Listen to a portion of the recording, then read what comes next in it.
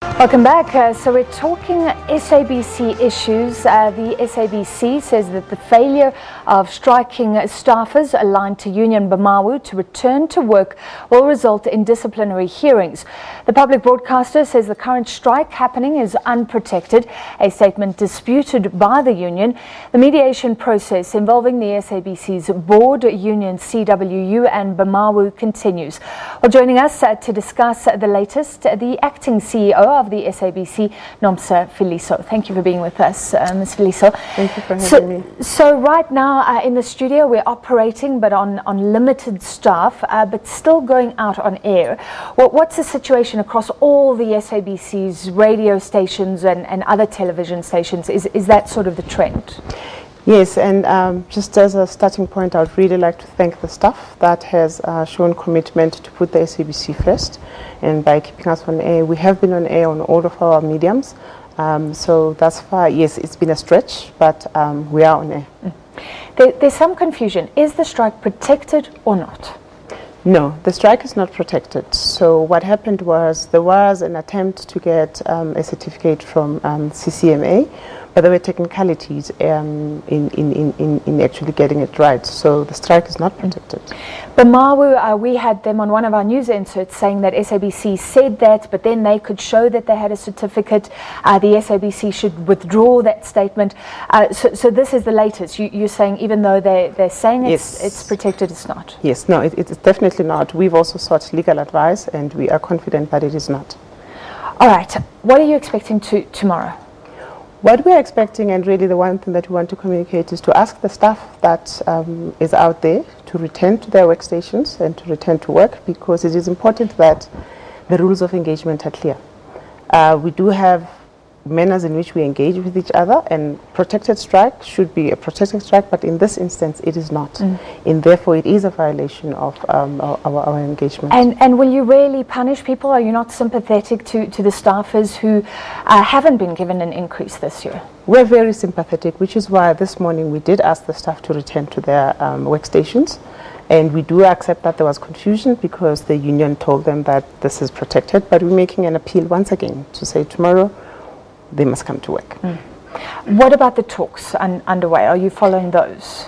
Well, is there any chance of a breakthrough that makes everybody happy by tomorrow? As I'm sitting here now, the teams are still locked in negotiations on the 28th floor. So we are continuing to make every effort to find each other.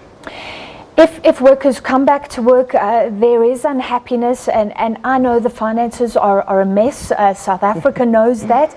There isn't money, but it is a hard situation because workers are saying they're being punished for previous mismanagement of those finances. The SIU is investigating, but given the cause of the malaise, do you understand the frustration? Is that being taken very seriously? Absolutely. We all understand how it feels at a personal level. However, the reality of where we are now is that we simply do not have the money to afford the increases that are being requested.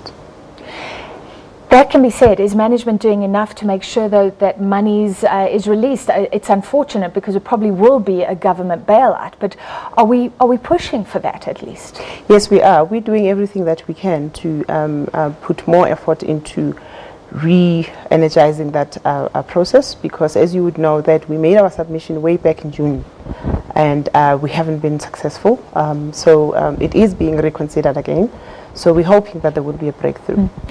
Can you give us background? Were you disappointed when the finance minister didn't even mention a bailout for the SABC in the midterm budget? We were, but we kind of expected it, because we would have expected to be told beforehand to say yes, this is how far your application is. So yes, we were disappointed. But this means that it could be months. Is there any time frame now? So the process of the government guarantee, because it's also important that SABC is not applying for a bailout, we're applying for a government guarantee, which has got its own timelines in terms of how National Treasury works. And what that means is that once we do receive that, we then have to go out to banks to look for funding.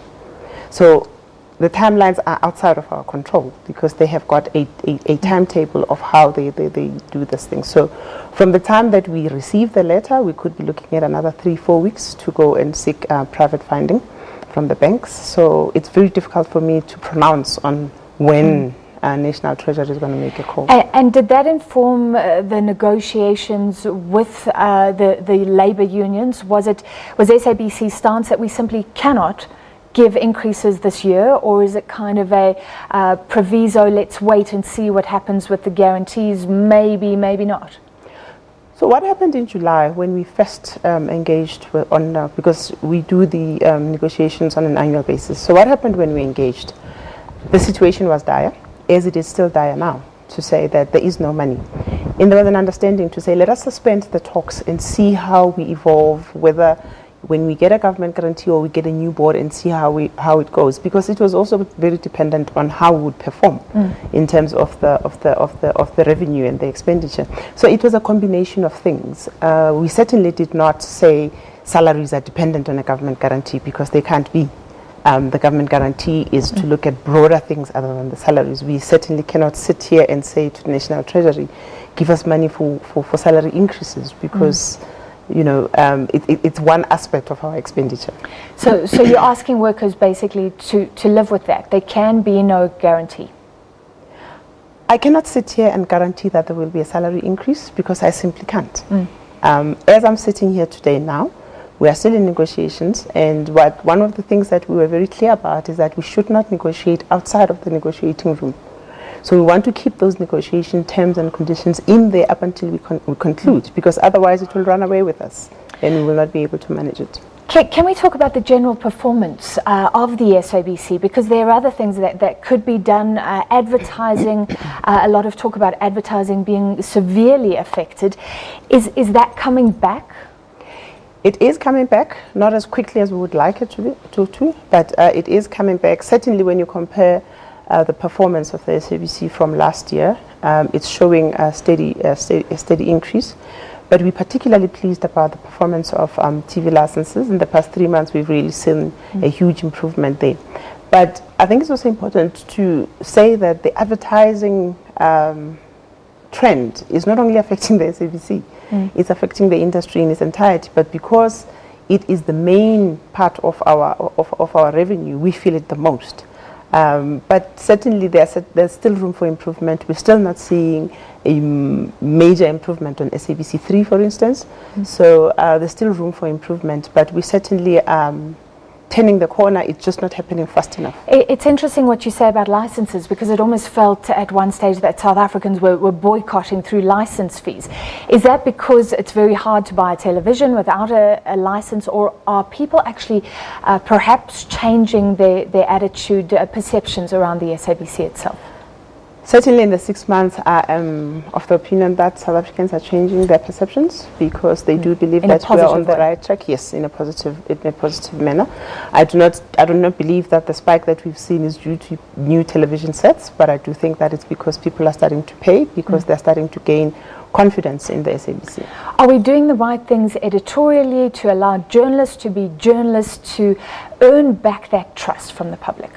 Certainly we have. I do not think that anyone from news can come out and say that they have been interfered with, or from where I sit, they are free to do what they need to do professionally. All right, thank you for your time this evening. That was the SABC's acting CEO, Nomsa Philiso.